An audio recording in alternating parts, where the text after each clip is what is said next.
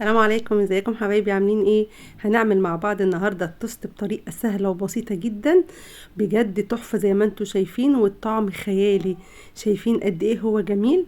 وليه نشتريه من بره بالغالي؟ يلا بينا بسرعه نشوف هنعمل التوست الحلو ده ازاي. اول حاجه هنعمل العجينه اللي هي بديل المحسن الطبيعي. عندنا كوبايه الا ربع من الميه، عليهم معلقتين كبار من الدقيق، وهنقلبهم الاول على البارد لحد لما الدقيق يدوب تمام.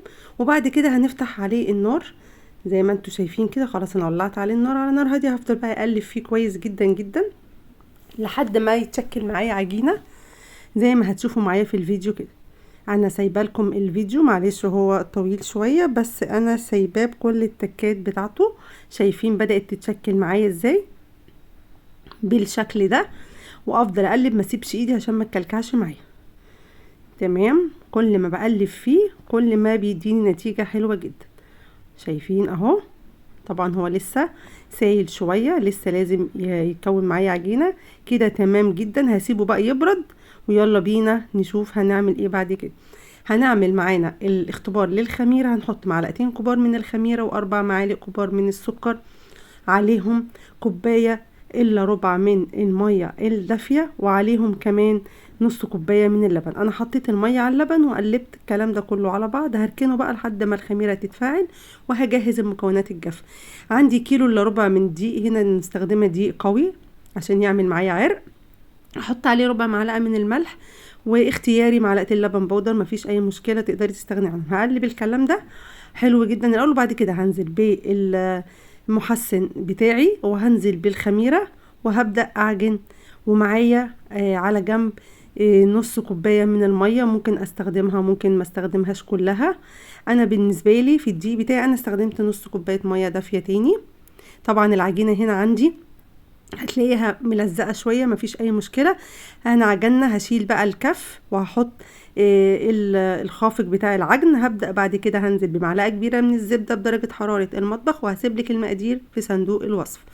تمام، هعجن بقى لغايه لما تلم معايا عجينه. شايفين العجينه بتشد معايا ازاي؟ طبعا هي بتلزق بسيط، مفيش اي مشكله. هكمل عجن فيها لما كده واحطها في الطبق. شايفين اهي تمام جدا. هحطها بقى لحد لما تختمر، هتقعد معايا حوالي نص ساعه. هغطيها كويس، وبعد ما تختمر اهي طلعتها من الطبق. طبعا ما شاء الله ملت الطبق.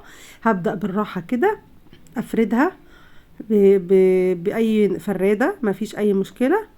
وطبعا انا مسخنه الفرن على درجه حراره عاليه جدا، اعلى درجه حراره عندك موجوده وفي الوقت دوت، علشان لما يجي يدخل التوست بعد التخميره التانية يكون الفرن اختمر. هبدا بقى الف رول كده بالشكل ده.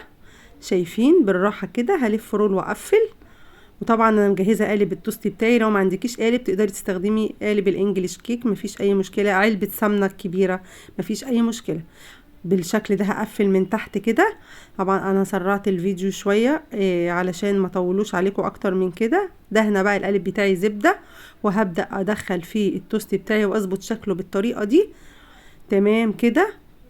وكمان دهنت الغطا بتاعه، وهبدا اغطيه بالشكل ده واسيبه لمده ربع ساعه لحد لما يبدا يختمر. بعد ربع ساعه ابص عليه تمام جدا اهو. شايفين بدأ يرفع. طبعا هبدأ بقى ادخله الفرن بتاعي وبعد ما يستوي هنشوف شكله. التوست بتاعي بعد ما قعد خد حوالي بالظبط 35 دقيقة، نص ساعة و5 دقايق بالشكل ده. هبدأ بقى اقلبه. طبعا خلي بالك انت بتتعاملي مع حاجة سخنة جدا. هقلبه بالشكل ده وهيتشال بمنتهى السهولة عشان احنا دهنين القالب بتاعنا زبدة حلو جدا. اديله بس خبطه كده وبالراحه خالص اهو بالشكل ده. شايفين الجمال؟ قالب التوست تحفه بجد، احلى كمان ما بتجيبيه من بره. هبدا بقى ان انا الفه في فوطه نضيفه تمام من كل الجوانب، واغطيه كويس جدا واسيبه لمده يوم علشان خاطر تقدري تقطعي التوست بتاعك. انا بالنسبه لي عشان التصوير مش انا عاملاه بالليل، فهضطر بقى ان انا اقطعه قبل ما انام. هسيبه مثلا ساعتين 3 اما احس ان هو برد شويه كده هبدا. انا كده بعد 3 ساعات من طلوعه من الفرن طبعا هبدا اقطعه بالشكل ده. شايفين تحفه. وبنقطعه بالمنشار او سكينه مشرشره بالشكل ده. طبعا هو لو كان قعد كمان للصبح كنت هقطعه بسهولة اكتر من كده، بس هو بارد معايا. بس انتي لما تعمليه زي ما قلتلك سيبيه لحد الصبح او سيبيه يوم كامل قبل ما تقطعيه. هتقدري تقطعيه بقى وتحطيه في اكياس وتحطيه في الفريزر، هيديكي احلى نتيجة. تمام. هنقطع كل القالب بالشكل ده، وممكن زي ما انتوا شايفين اهو بقى. انا خدت قطعه كده صغيره، ما قدرتش بجد استنى، طعمها رهيب جدا. ده الفيديو بتاعنا النهارده. لو عجبك الفيديو، عجبتك الوصفه، ما تنسيش تعملي لايك وشير للفيديو. والسلام عليكم ورحمه الله وبركاته.